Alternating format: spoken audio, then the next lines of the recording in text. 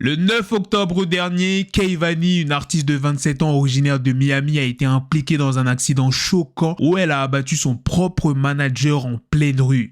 Les images de cette altercation ont été diffusées à la télévision, laissant tout le monde abasourdi. Les images montrent Kay Vanny en train de se disputer violemment à côté d'une voiture blanche, puis de sortir un petit calibre de son sac à main et d'ouvrir le feu sur son manager.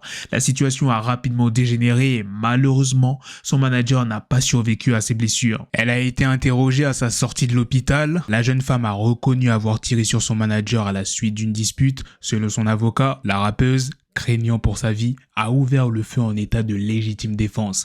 Incarcérée, elle a finalement été libérée contre une caution de 50 000 $ et une assignation à résidence. Je suis enfin de retour à la maison après avoir vécu quelque chose de si traumatisant et qui a changé ma vie. J'ai 3 côtes cassées et des ecchymoses partout. Je suis en train de me soigner et me reposer. Je ne suis pas l'horrible personne que certains prétendent que je suis, a-t-elle écrit sur son compte Instagram. La scène a bien évidemment été filmée. Pour ceux qui veulent voir la vidéo, elle sera disponible sur mon canal sur mon compte Instagram. Selon un rapport publié par Rolling Stone le 27 novembre, les procureurs fédéraux insistent sur le fait que les conditions de confinement à domicile de Youngboy ne l'empêchent pas de recevoir un traitement pour sa santé mentale. Le conflit juridique autour de la demande de Youngboy de modifier ses conditions de confinement à domicile en raison de la dépression et des problèmes de santé mentale rencontre une forte opposition de la part des procureurs. Ils estiment que les conditions actuelles permettent des visites médicales externes et des options virtuelles pour traiter la dépression. Pourquoi Youngboy cherche-t-il à modifier ses conditions de confinement? Plus tôt ce mois-ci, l'avocat de Youngboy a déposé une pétition pour changer les conditions de confinement de Youngboy qui remonte à une accusation d'arme à feu en 2021 en Louisiane. Selon l'avocat, Youngboy souffre de dépression et de problèmes de santé mentale après 2 ans de confinement à son domicile de l'Utah. Le 25 novembre 2023, Wayne W. Melly a adressé un message sincère à ses fans via son compte Instagram. Dans ce message, le rappeur a partagé une photo de lui lors d'un de ses rendez-vous au tribunal, montrant ainsi son soutien à ses proches et à ses supporters. Ce geste de Melly survient alors que son procès pour double meurtre est prévu pour le 5 février 2024. Le juge John Murphy avait récemment reporté le procès, expliquant que les procureurs avaient besoin de plus de temps pour se préparer. La charge de travail des procureurs adjoints s'est alourdie en raison de nouvelles accusations portées contre Wayne W. Melly et son co-accusé Wayne W. Bortlen.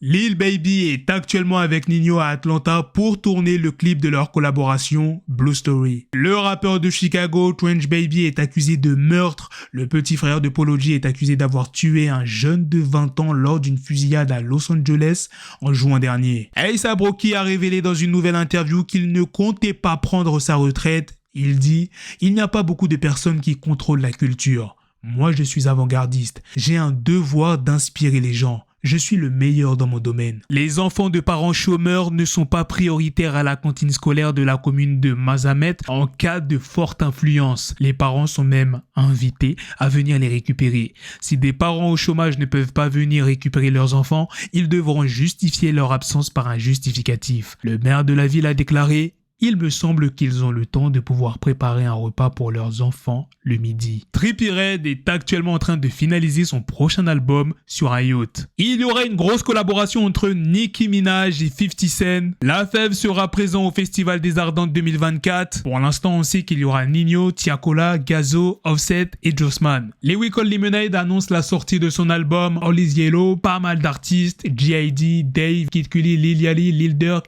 Juice WRLD, Joey Badass, Denzel Curry, Chief Keef, Ski Mask de Slum God, Jack Harlow, Check West et bien d'autres pour le 26 janvier 2024. Playboi Carti sortira son nouvel album Musique en janvier. C'est DJ Academics qui l'a déclaré lors d'un live Twitch. Il dit: la musique que vous attendez tous vous sera livrée en janvier. Il est prêt à drop, mais je dois être honnête avec vous, il ne sortira pas son album ce soir. La tracklist du nouvel album de Kanye West et Ty Dolla $ign a été dévoilée. La sortie est imminente. En octobre dernier, Jada Pinkett Smith a publié son autobiographie intitulée Worth It. Dans ce livre, Jada revient sur des moments marquants de sa vie, y compris la gifle que son mari Will Smith a donnée à Chris Rock lors des Oscars. Une révélation qui a fait beaucoup de bruit dans les médias. L'autobiographie de Jada Pinkett Smith a également révélé que le couple ne vivait plus ensemble depuis 2016. Ces révélations ont suscité de nombreuses discussions sur leur relation et leur avenir ensemble. Et récemment, lors de son apparition dans l'émission de Drew Barrymore Show, Jada Pinkett Smith a été interrogée sur l'état actuel de sa relation avec Will Smith. Elle a répondu de manière positive en déclarant « Nous resterons ensemble pour toujours. Quand vous apprenez à vous accepter complètement, vous apprenez aussi à accepter votre partenaire complètement et c'est un processus. Vous apprenez à embrasser ses côtés lumineux comme ses côtés sombres. J'aime Will tel qu'il est. » Cette déclaration de Jada Pinkett Smith montre un fort sentiment d'acceptation et d'amour envers son mari, malgré les hauts et les bas de leur relation. Elle souligne l'importance de l'acceptation totale dans une relation et de comprendre que cela demande du temps et de la croissance personnelle. Un homme de 34 ans connu des services de police est en situation irrégulière et soupçonné d'avoir tenté d'enlever une petite fille de 2 ans dans un magasin hier matin, ainsi qu'un petit garçon de 8 ans il y a 2 semaines à Corbeil-Essonnes. Il a été placé en garde à vue. La petite fille, installée dans sa poussette, s'est mise à hurler. L'assistante paternelle qui était en train de payer à la caisse s'est retournée et a fait fuir cet homme. En avril dernier, Jamie Foxx a été confronté à de graves problèmes de santé qui l'ont conduit à une hospitalisation d'urgence. Cela s'est produit pendant le tournage du film Back in Action à Atlanta. Après plusieurs semaines à l'hôpital, Jamie Foxx est finalement sorti, bien que les détails exacts de sa condition n'aient pas été révélés. Récemment, Jamie Foxx a fait sa première apparition publique depuis son hospitalisation lors d'une cérémonie de remise de prix à Los Angeles. Il a été invité à prendre la parole après avoir reçu un prix et son discours a touché de nombreuses personnes présentes. Très ému, Jamie Foxx a partagé son parcours de guérison et sa gratitude pour sa récupération. Il a déclaré « J'ai traversé une série d'épreuves. C'est fou.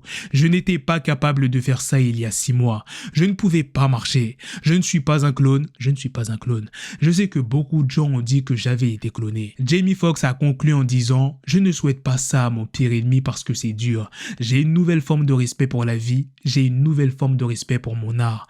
J'ai regardé tellement de films et écouté tellement de chansons pour passer le temps. » Le 1er novembre 2022, la communauté musicale a été secouée par la perte de Takeoff, le rappeur de 28 ans, dans un accident tragique à Houston. Alors qu'il jouait au dé, il a été touché par des balles lors d'une dispute entre autres personnes. Depuis ce jour, de nombreuses personnalités ont rendu hommage à l'artiste et à son impact dans le monde de la musique. Dévasté par la mort de son cousin, Offset a récemment dévoilé un immense tatouage qui couvre son dos en hommage à Takeoff. Dans un entretien récent, Offset a expliqué la signification profonde derrière ce tatouage. « C'est mon frère Takeoff qui est là. J'ai l'impression que ça m'a apporté du soutien. C'était comme un message pour moi-même. C'était aussi pour les enfants. » Ce tatouage m'a pris 8 heures à faire en une seule session. Le tatouage d'Offset en hommage à Takeoff représente bien plus qu'une simple œuvre d'art corporel. Il incarne l'amour fraternel, le soutien et le désir de préserver l'héritage de son cousin défunt. Chaque détail du tatouage raconte une histoire personnelle profonde. Voilà les gars, c'est la fin de cette news, c'est aussi la fin de cette vidéo. Dites-moi dans les commentaires qu'est-ce que vous en avez pensé de toutes ces news que je vous ai présentées dans cette vidéo. Sur ce, on se donne rendez-vous très prochainement pour d'autres vidéos news. Prenez soin de vous la famille. Peace.